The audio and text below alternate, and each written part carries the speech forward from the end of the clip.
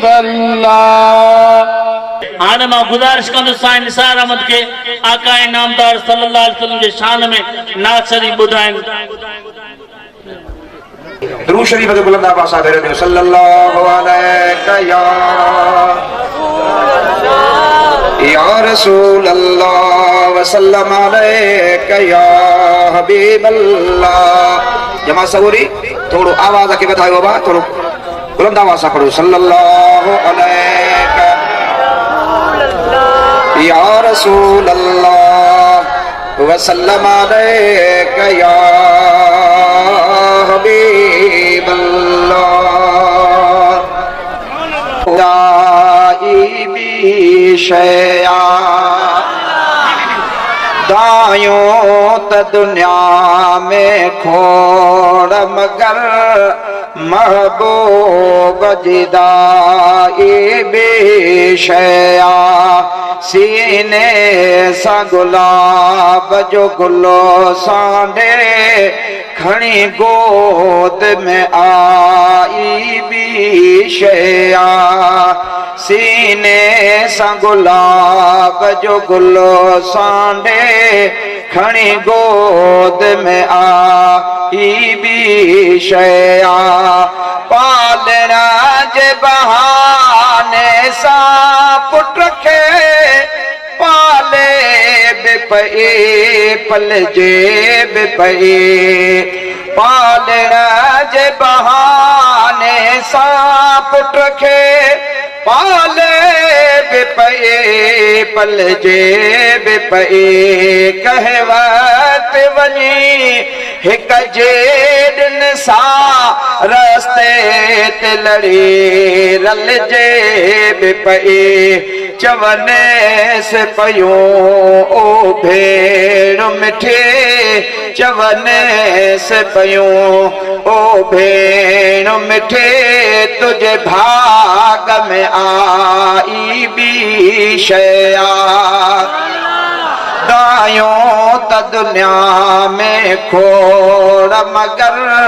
محبوب جدائی بھی شیعہ ہک دیکھ چیوں وری چون پیوں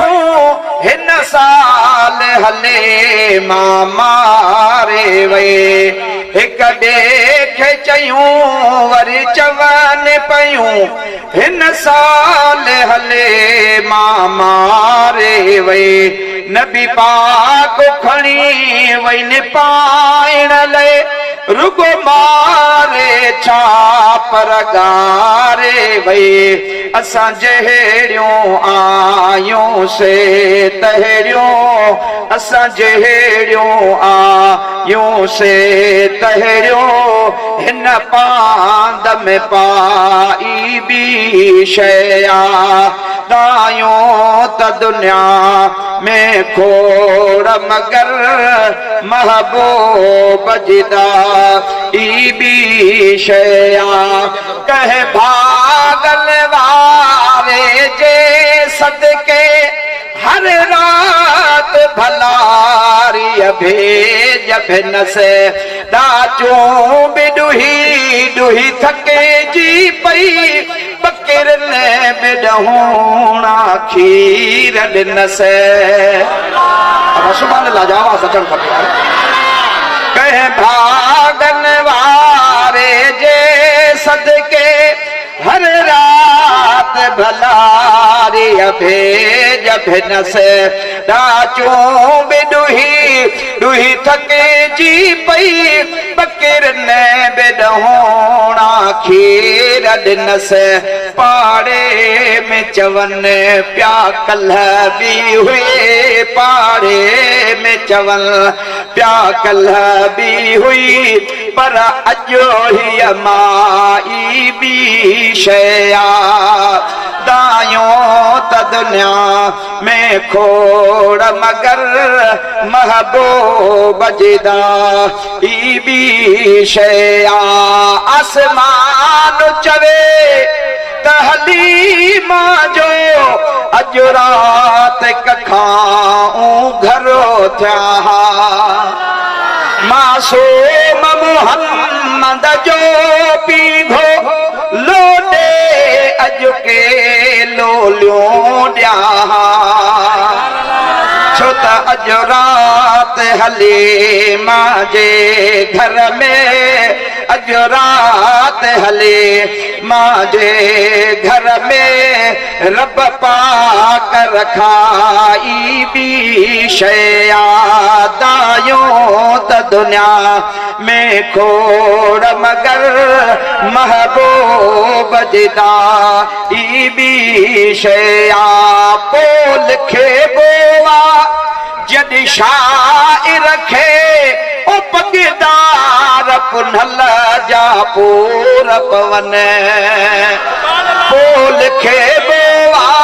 जॾहिं शाइर खे पगदार पुनल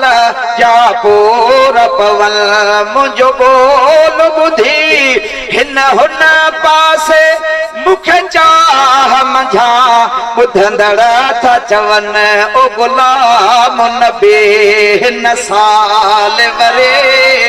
ओ गुलाम नबी हिन साल वरे